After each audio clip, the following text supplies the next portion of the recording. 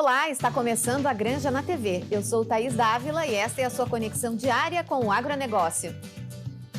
Em novembro, Santa Rosa será palco de uma comemoração histórica, os 100 anos da chegada da soja no Brasil. Mais do que um evento, a FenaSoja é a maior feira multissetorial do Brasil e será um marco para celebrar o legado da soja desde sua chegada até o seu papel transformador na economia, na agronomia e no aspecto social do país. A FenaSoja acontece de 29 de novembro a 8 de dezembro na cidade que é considerada o berço nacional da soja. A matéria completa você lê em agranjatotalagro.com.br.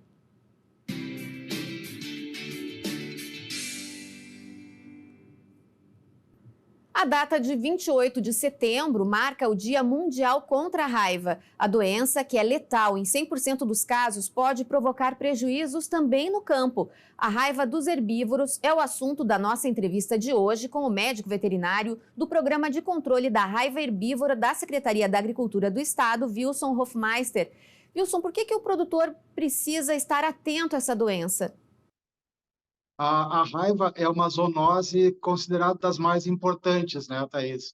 Porque, na realidade, a raiva é uma doença que é transmissível dos animais para o homem e ela pode causar a mortalidade entre os homens, né? Um pouco diferente das outras zoonoses, que também trazem algumas doenças, mas a letalidade da raiva é muito preocupante. Ela pode ocorrer também no contato do produtor com o bovino, por exemplo? Na realidade, a raiva que nós temos corrente no Brasil hoje ainda é uma raiva mais dos herbívoros, na realidade, né? Onde é muito importante a participação do morcego hematófago, o morcego aquele que se alimenta do sangue dos animais. A grande maioria dos casos que tem ocorrido em termos de raiva no Brasil é relacionado a acidentes com morcegos. Lógico, é sempre muito importante se ter todo cuidado em manipulação de animais doentes, por exemplo, né? Você tentar alimentar ou dar água para algum animal que esteja doente, existe um risco pequeno de contaminação, mas esse risco existe. E como a raiva, a letalidade é muito alta, né? Geralmente, onde nós temos o caso da raiva, não tem cura, não tem remédio, né? A raiva tem vacina, mas ela não tem tratamento curativo. A notificação sobre a presença do morcego, então, é fundamental. De uma forma geral, em primeiro lugar, a gente pensa na saúde humana, né? Então, nós controlamos as populações de morcego para evitar que chegue até o humano.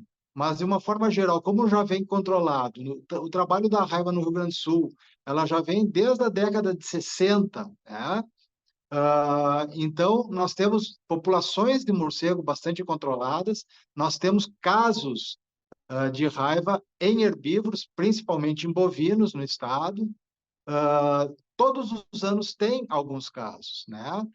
Ela aumenta um pouco, diminui um pouco, mas muito baseado nesse controle de populações de morcego, onde você tem alguns focos com pouca mortalidade de animais, ou seja, os animais, alguns estão vacinados, a grande maioria está vacinado para a raiva, mas também deve muito ao controle da população dos morcegos hematófagos. A vacinação não é obrigatória em todo o estado, ela é direcionada? Como é que funciona? A Secretaria da Agricultura orienta a vacinação dos animais quando nós temos focos numa determinada região. Então, a gente traça um raio nos municípios limítrofes, digamos assim, entre os focos, e a gente emite alertas sanitários ao produtor, né? Essa vacinação, ela não é obrigatória. Mas se o produtor tiver com seus animais sendo mordidos, espolhados pelo morcego, e o morcego adoecer, porque o morcego adoece e transmite esse vírus para o animal no momento que ele está se alimentando do sangue dos animais. Então, o morcego adoece, transmite o vírus, esses morcegos também vão morrer com a raiva. Existe um período de incubação do vírus da raiva no organismo do animal, do bovino, do equino, por exemplo, e esse período de incubação é um período relativamente longo, 45 a 60 dias, né? Isso é desde a mordida até o início de sintomas no animal, 45 a 60 dias. Aí depois, quando o animal começa com sintomas, com sinais clínicos, geralmente a doença cursa de 5 a 7 dias, o animal vem a óbito. É importante observar os animais se há mordedura. Qual o procedimento? O procedimento é quando a gente faz o alerta sanitário, quando existe alguns casos de raiva numa região, onde a secretaria orienta a vacinação, é o produtor ir até a pecuária, adquirir suas doses de vacina e proteger os seus animais. Porque também a vacina, ela demora um tempo para começar a fazer efeito. Porque a vacina, na realidade, é formação de defesa contra o vírus dentro do organismo do animal. Então, nós temos que agredir o animal com a vacina, porque a vacina nada mais é do que uma agressão.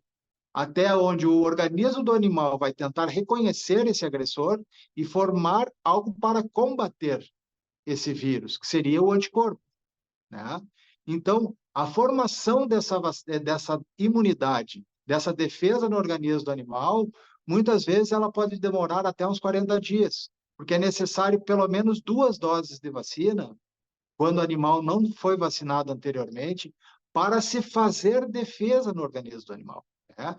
Para se ter uma quantidade de anticorpos suficientes dentro do organismo para combater o vírus que está se instalando no organismo, está se multiplicando no organismo do animal. Então, na realidade, o vírus está se multiplicando dentro do organismo do animal. A defesa está se multiplicando. Quem tiver um exército maior, vence, né? Se o vírus vencer, o animal morre. Se o anticorpo vencer, o animal permanece vivo e saudável. Wilson, e além da vacinação, quando recomendada, qual outra deve ser a participação do produtor para evitar a doença? É muito importante a participação do produtor no sentido de verificar que os seus animais estão sendo mordidos por morcego, né? Então ele vai verificar quando ele estiver olhando seus animais, vai ver manchas de sangue escorridas no pelo do animal, né? Já secas provavelmente, porque o morcego ele vai morder o animal, vai se alimentar do sangue do animal durante a noite. E esse sangue, esse morcego, ele na saliva dele, ele tem uma substância anticoagulante, que faz o sangue ficar correndo para ele se alimentar. Então, o sangue fica escorrendo no pelo do animal, no couro do animal, e o morcego fica se alimentando. Após o morcego terminar de se alimentar, esse sangue continua correndo, ele deixa um sinal, né? Deixa uma marca visível para o produtor que o seu animal foi mordido pelo morcego. É um sinal de alerta para o produtor, que deve trazer essa informação até a inspetoria veterinária mais próxima, que os seus animais estão sendo agredidos, né? Da mesma forma, quando o produtor notar alguns sinais clínicos de uma doença neurológica, que pode ser a raiva, por exemplo, a raiva, ela cursa muito com um problema, é uma doença neurológica, o animal vai perder o equilíbrio, digamos assim, né? Ele vai ficar tropeçando, ele vai ficar caindo, né? Até que ele vai perder, a gente chama o trem posterior, ele não consegue levantar as pernas, o trem posterior. Então, o animal deita, não consegue mais levantar, ele até levanta a frente, se puxa, mas não consegue mais levantar, né? Também é um sinal muito importante que o produtor também tem que trazer essa informação, e até porque o diagnóstico da raiva, ele é feito somente após o animal morrer, aonde se coleta o cérebro desse animal, é enviado para o laboratório. Geralmente, aqui no Rio Grande do Sul, se utiliza muito o Instituto de Pesquisas Veterinárias Desidério Finamor, que é da Secretaria da Agricultura. Mais de 90% dos nossos diagnósticos são do IPVDF, né? Então, é mandado esse material para o laboratório para confirmação da doença da raiva no animal. Então, o produtor, ele trazer a informação que seus animais estão sendo mordidos, algum animal que possa estar correndo a doença nos seus animais. Da mesma forma, locais próximos à sua propriedade, na sua propriedade ou próximo, que possa estar abrigando morcegos, né? Se é, por exemplo, buracos no chão na propriedade, as famosas solapas, cavernas, casas abandonadas, principalmente nas proximidades de curso de rio, na guarda de pontes, por exemplo, aonde junta o concreto na terra, forma uma casa muito boa para o morcego e próximo da água, árvores ocadas no mato. Então, são várias situações em que o produtor pode trazer essa informação que vai facilitar para que a Secretaria da Agricultura, através das suas equipes, do Programa do Controle da Raiva, consiga deslocar o pessoal para conseguir fazer o controle da população desses morcegos, minimizando o risco de nós termos esses focos de raiva no estado. Aliás, essa semana você está pelo interior atuando nesse combate. Como é que funciona esse trabalho, Wilson? A Secretaria da Agricultura tem mapeado no estado vários pontos já onde já foi encontrado morcegos, né? Nós temos mais de 3.500 refúgios cadastrados no estado. Dividido em 9 equipes que trabalham nisso aí, dá uma gama muito grande de refúgios para serem vistoriados, né? A princípio, também a inspetoria veterinária local, né? O escritório local da inspetoria, ele também vai fazer a revisão desses refúgios e, encontrando morcegos nesses refúgios, são acionadas essas equipes que fazem a captura dos morcegos. Então, desloca uma equipe até a localidade, se faz a colocação de redes, né, para a captura desses morcegos. Posteriormente, após a captura desses morcegos, é aplicada uma pomada nas costas, no dorso desse morcego e liberados novamente esses morcegos. Porque essa pomada nas costas do morcego, o morcego voltando para sua colônia, ele vai lambuzar os outros morcegos da sua colônia, né? E o morcego tem o hábito da higiene, ele vai se lamber, e essa pomada ela vai causar uma hemorragia interna nos morcegos, né? Que vai fazer com que a gente consiga controlar essa população de morcegos, evitando que o aumento muito grande dessas populações e, consequentemente, que os vírus da raiva se instalem nelas e possa transmitir para os animais e, em um último caso, para os homens. A raiva é um problema também nas cidades? Nas cidades, geralmente, são mais situações acidentais, né? Muitas vezes, algum animal de pequeno porte, um cão e um gato, também podem ser atacados pelo morcego, né? E esses animais, eles, com o vírus da raiva, eles podem transmitir também para os humanos acidentalmente, por mordida, por arranhadura, o vírus da raiva. Mas essa é uma situação que nós temos muitos poucos casos a nível Brasil hoje. A nível de contaminação por algum animal doente, um herbívoro, um bovino, um equino, nós temos casos raros no Brasil. Nos últimos 5 anos, talvez nós tenhamos 3 ou 4 casos. O ano passado, nós tivemos um caso em Minas Gerais, de um produtor rural que tentava alimentar seu bovino e se contaminou, porque ele também tinha, no momento que ele estava tentando alimentar os animais, provavelmente ele tinha uma porta de entrada. A sua mão provavelmente tinha alguma lesão que entrou em contato com o sangue ou com algum fluido desse animal doente, então foi uma porta de entrada do vírus para atingir essa pessoa. Mas geralmente a raiva atualmente a nível Brasil e principalmente a nível Rio Grande do Sul é uma coisa muito esporádica, muito rara em humanos ou pequenos animais. Nós temos, sim, alguns casos, todos os anos, né, em herbívoros, principalmente bovinos, alguns casos em equinos e alguns poucos também em ovinos. né? Mas isso aí porque as populações de morcegos hematófagos, elas se escondem em locais muito difíceis de serem encontrados. Então, se você pensar a nível de estado, nós temos cadeias de montanhas, nós temos regiões em que tem muitos buracos no chão, as famosas solapas nas lavouras, que é o sumidouro d'água que o pessoal do campo conhece. Então, que o morcego se esconde nesses locais, né? E são muito difíceis de se encontrar. Então, quando se encontra o controle da população, a captura, ela não é tão difícil. O problema mesmo é a gente conseguir identificar aonde estão esses morcegos. Data importante para falar sobre o assunto e destacar a participação do produtor nesse controle. Obrigada, Wilson, pela participação. Muito obrigado a vocês pela a gente poder divulgar esse dia tão importante para o trabalho da raiva, né, para o trabalho do controle da raiva a nível Rio Grande do Sul e Brasil.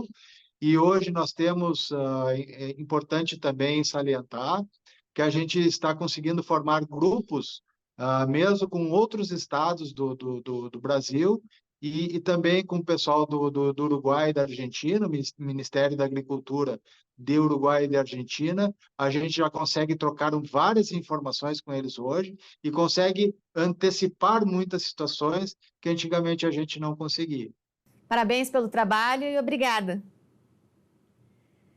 Fique atento, termina na próxima segunda-feira, dia 30 de setembro, o prazo para produtores declararem o Imposto Territorial Rural de 2024. A Receita Federal alerta para a importância da entrega no prazo para evitar juros e multas. A apresentação é obrigatória para qualquer pessoa física ou jurídica que possua propriedade rural. A Granja na TV faz um rápido intervalo, em seguidinho estaremos de volta.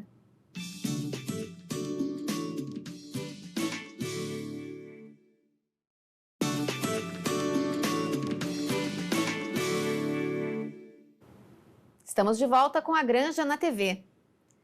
A primavera começou com temporais em diversas regiões do Rio Grande do Sul. De acordo com a Defesa Civil, mais de 500 pessoas já ficaram desabrigadas ou desalojadas nessa primeira semana da estação.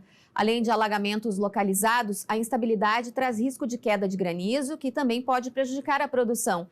Há registros de prejuízos em lavoura de trigo, atrasos na semeadura do arroz e destruição de galpões. A meteorologista Stael Cias, da Metsul, explica o que o produtor rural deve esperar para a estação.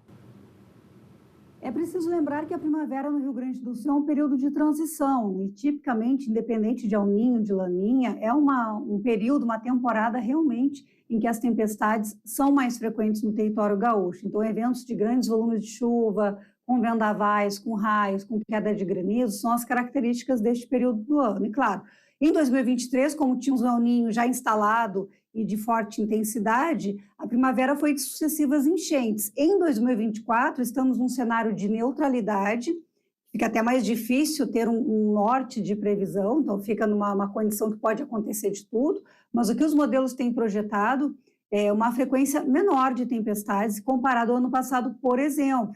Então, o produtor rural vai enfrentar uma quantidade menos de temporais, porém, quando os temporais ocorrerem, como a gente vem registrando nesses últimos dias, eles podem ser severos. E, diante desse cenário, a preocupação do produtor nessa primavera será justamente o granizo. Eu vejo o granizo como um sinal de preocupação, e aí entra hortifruti granjeiros, as frutas, com maior risco de prejuízos com relação ao granizo. A safra de trigo não vejo grandes problemas. Ano passado houve um atraso no plantio da soja por conta do excesso de chuva. Em 2024 isso não deve acontecer. Claro que há risco dessas, como a gente está registrando nesse começo de setembro, de outubro, já final de setembro, começo de outubro, essas enchentes regionalizadas, né, Rio Santa Maria, Camaquã, Rio Piratininho em situação de cheia, e o que está atrasando o plantio do arroz, essas áreas produtoras, né, deram uma parada aí no plantio, na semeadura, mas a tendência é depois do tempo abrir, vai chover um pouco mais no começo de outubro, mas depois gradativamente essa situação tende a melhorar. Agora, olhando para a safra de verão, acredito que seja um período mais benéfico, melhor comparado a 2023, por conta de não haver essa possibilidade de atraso no plantio por conta do excesso de chuva. Há uma tendência geral de a chuva diminuir ali a partir da segunda metade de outubro, especialmente ao longo de novembro e dezembro, ficar mais irregular, falhada no cenário típico, conhecido de verão, porque a chuva começa a migrar, né, avançar na direção do centro do país, vai ajudar a apagar os incêndios por lá, melhorar a qualidade do ar, e quando a chuva sobe, ela diminui aqui nos estados do sul do Brasil. Então, essa é uma condição de tempestades típica da estação e o agricultor tem que estar preparado principalmente para o risco de tempestades com granizo. Com relação ao fenômeno climático Laninha, os modelos inicialmente indicavam Laninha, uma transição rápida de El Niño para Laninha, o que não aconteceu. Estamos já praticamente em outubro, ainda não há um resfriamento sustentado do Oceano Pacífico para a gente poder afirmar que já temos Laninha. Laninha é um fenômeno acoplado, começa com resfriamentos no Oceano Pacífico e depois isso reflete no comportamento da atmosfera, isso está longe de acontecer.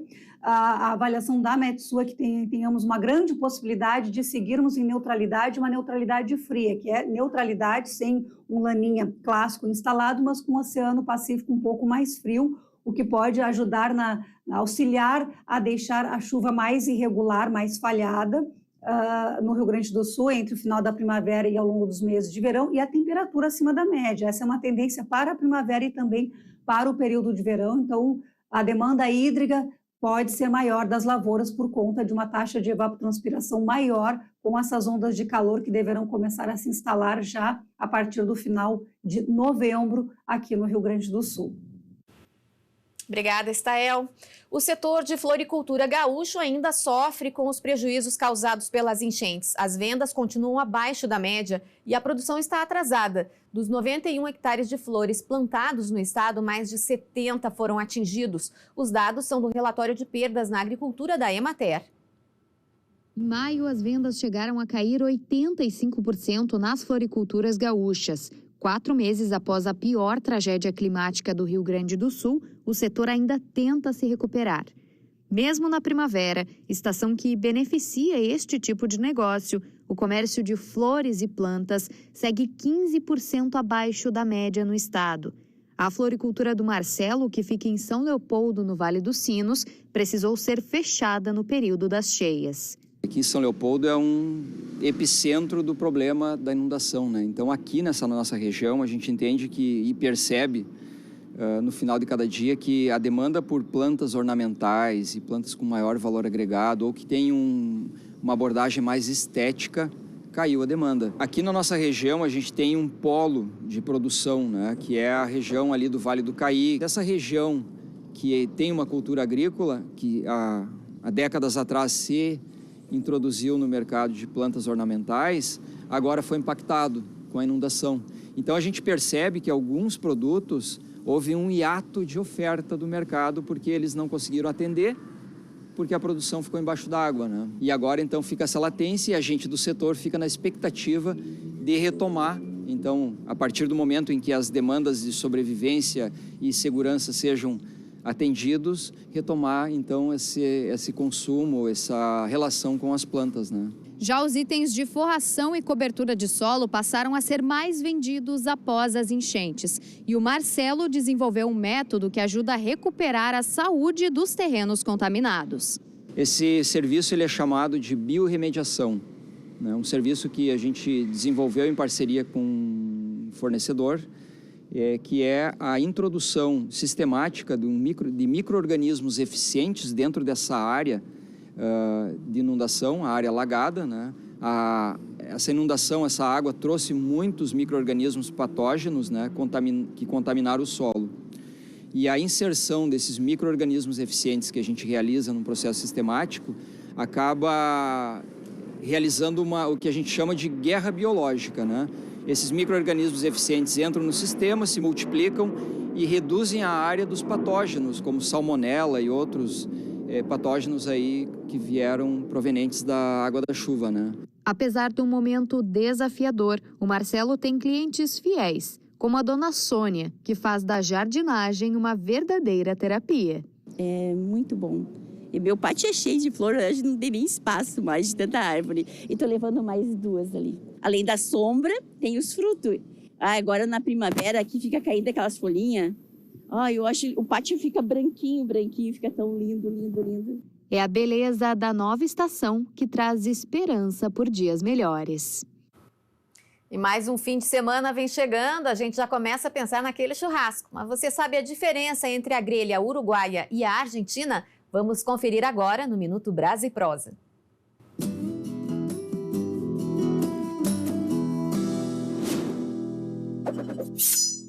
Braseiros e braseiras, chefe Ed da Gre e mais um Minuto Brasa e Prosa. E hoje eu trouxe um especialista aqui para falar sobre grelha. Sabia que existe a grelha uruguaia e a argentina? Explica para eles. A grelha uruguaia basicamente é feita com um ferro redondo ou cilíndrico, onde toda a gordura da carne vai diretamente para o braseiro. E a grelha argentina é feita com cantoneiras ou canaletas, onde a gordura da carne vem direcionada até um reservatório e não pinga diretamente na brasa, no braseiro. Então é mais temperatura e menor temperatura. Exatamente. Aqui a gente tem uma cocção mais lenta e aqui a gente tem uma cocção mais rápida. É de quem conhece, pra que precisa.